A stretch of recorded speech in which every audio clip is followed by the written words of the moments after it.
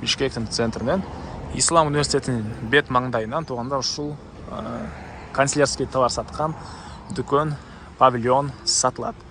Жайгашкан жери Гоголя көчөсүнүн жээги. Негизинен ориентирди бул Ислам университетин алсаңыз да болот, жана ошондой эле Гоголя Московский көчөсүнөн бир аз эле түндүктү карай бассаңыздар, мынакей ушул сол тарапта тротуардын жээгинде жайгашкан туугандар. Павильон узун туурасы 6га 3 экен.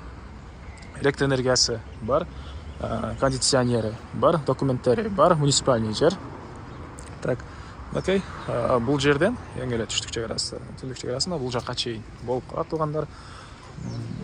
Дагы эмне маалыматы? Бет маңдайында Ислам университети, бул жакта бир корейский колледж и бир лицей, өйдөрүктө дагы бир мектеп жакын. Көбүнесе ошол мектеп окуучулары жана студенттер колдончу товарлар сатылат азыркы учурда. Мынакей негизинен клиенттер деле жакшы экен.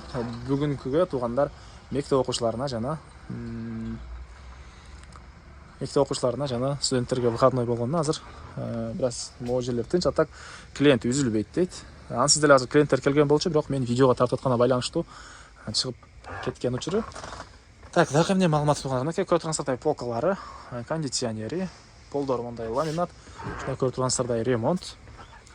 Бир эле конста бар эмес, эгер башка бир ишкерлик кылам десеңиздер, башка кошуналар сыяктуу продукты же болбосо бул жерде донер сатат экен туугандар. Же кааласаңыздар ушул эле консталарды сатып дальше иштете берсеңиздер деле болот. Ал тарабына бул павильон ээси мындай мороженое деле коюлган учур экен туугандар. Так, дагы эмне маалыматы? Мына ушундай Бишкектин центринин бири Гоголя Московский көчөсүнүн кесилиши Ислам университетинин бет маңдайында жайгашкан. Баасы $20,000 туугандар. Дагы сүйлөшүү болот.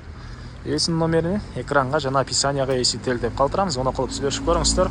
Сүйлөшүүлөр болот. И анан достор менен, группалар менен бул видеону сиздер бөлүшсөңүздөр, мага бул павильон ээсине чоң жардам берген болосуздар. Анда эмесе мен сиздер менен коштошом туугандар. Кийинки чыгарышка чейин саламатта калыңыздар.